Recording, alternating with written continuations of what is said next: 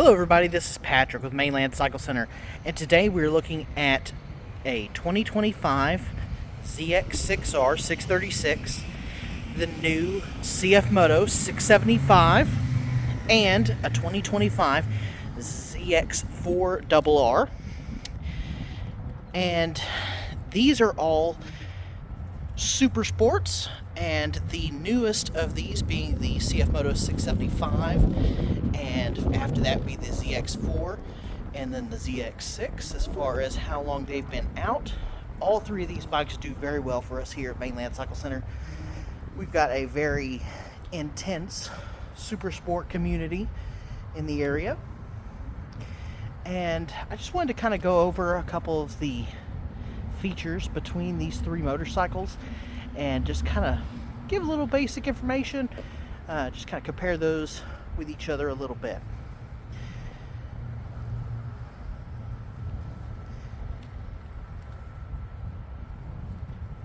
As far as horsepower is concerned, the ZX-4R, not surprisingly, has the least amount of horsepower. It's an inline 400cc motorcycle.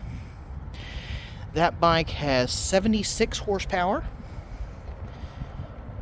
And then from there, move to the 3-cylinder 675 Cfmoto. That bike has around 95 horsepower. And then the Kawasaki ZX-6 636, you're looking at 122 horsepower.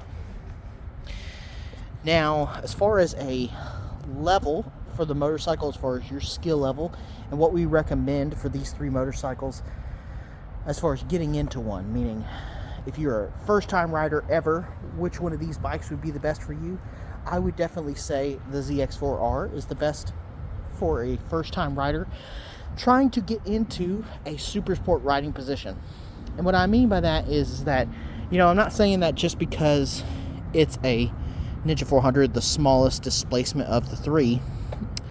I'm saying that if you want to build skill on a super sport motorcycle, train your body to have the right type of muscle memory, to gain the right type of muscle in the right areas to ride that bike for longer distances, then the ZX4 is definitely going to be the easiest to do that on.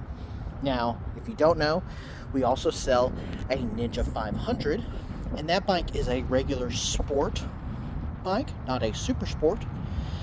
And between those two categories, it's a pretty big difference. The Ninja 500 is a lot more relaxed riding position.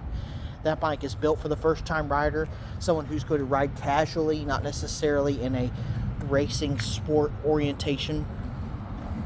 And the ZX4 is really built for the guy that is going to be doing some super sport style racing. He wants to move into a ZX6 or a ZX10 into the future, and he wants to build the right skill to do that. This bike's definitely going to help with that. So in comparison to a Ninja 500, this bike is a lot more forward facing, a lot more aggressive. This bike is longer, has dual calipers in the front, dual rotors, dual calipers. Now, all three of these bikes that I have here have quick shifters from the factory. The double R, specifically on the 400, though, comes with a quick shifter, and it has adjustable front suspension as far as the preload is concerned. Full color display. And this bike is still pretty easy to ride. So if you were looking for a very premium entry-level machine that's going to help you build that skill into a super sport, the ZX4 will definitely be able to do that. Now, money-wise, the ZX4 is a little pricey, especially in comparison to like a Ninja 500. This bike starts at $96.99.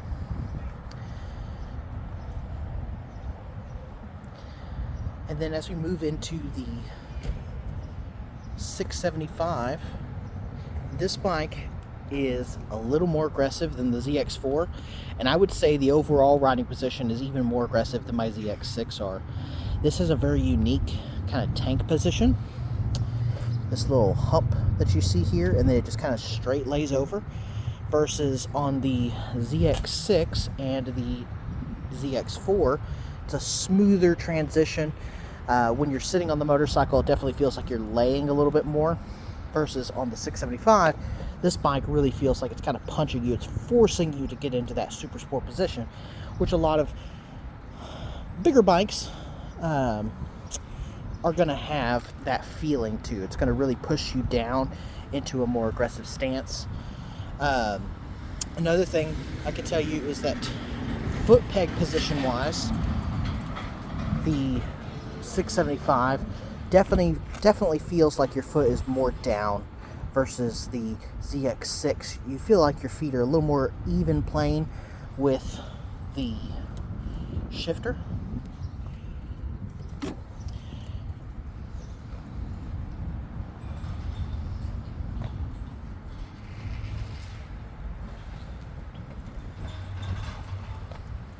Another thing that's pretty cool about the 675 is it has the ability for you to take this screw and bolt out here, and you can place it into this port here, and that gives you GP style shifting. So instead of on most bikes you go neutral first, second, third, fourth, instead it flips it around, and so you're doing it the opposite.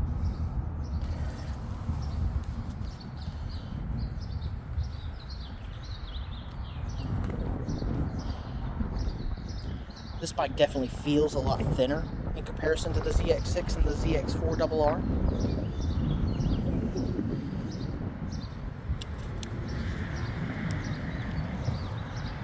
The ZX4 and the 636 both have 4-gallon fuel tanks.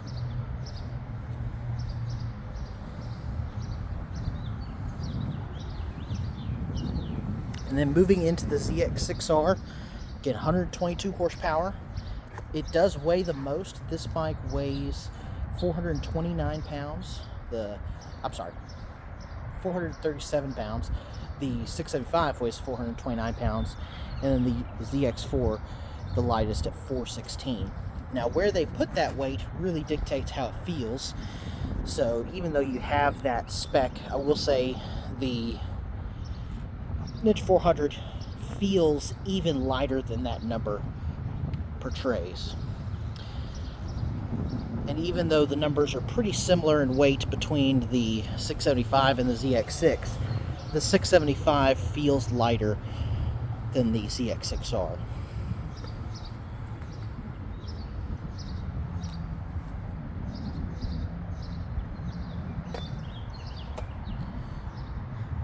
Now the ZX-6R, between the three, does have the lowest set of handlebars, but it has a longer, flatter style position in comparison to the 675. The 675, again, like we were talking about, it kind of leans you forward a little bit. And especially foot peg wise, the brake and shift pedals definitely feel like you're in a much more aggressive position in comparison to the ZX-6R or the ZX-4.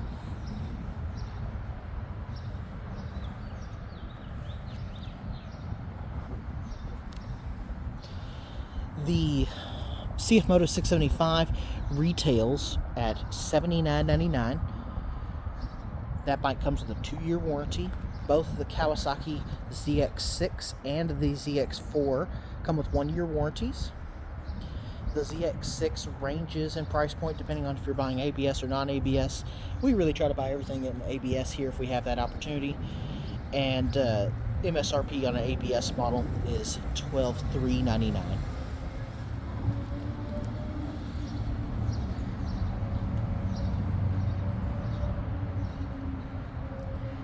And yeah, that's just a quick look at these three motorcycles in that super sport category.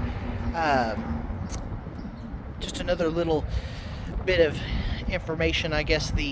We would consider the ZX4 a very entry-level machine, the 675 to be intermediate to entry-level, but definitely the ZX6 is an intermediate-level machine for most riders. Confidence is an important factor for folks who are buying motorcycles. In fact, as a salesman, I can tell you that seems to be the most important factor is if you don't feel confident in your ability to ride the bike you're buying, maybe look into a different motorcycle, because if you don't feel confident, you're going to get spooked while riding your own motorcycle. That causes you to drop your motorcycle, causes you to get hurt, and we hate to see that. We really want to try and get the right person on the right motorcycle the first time if we have that ability.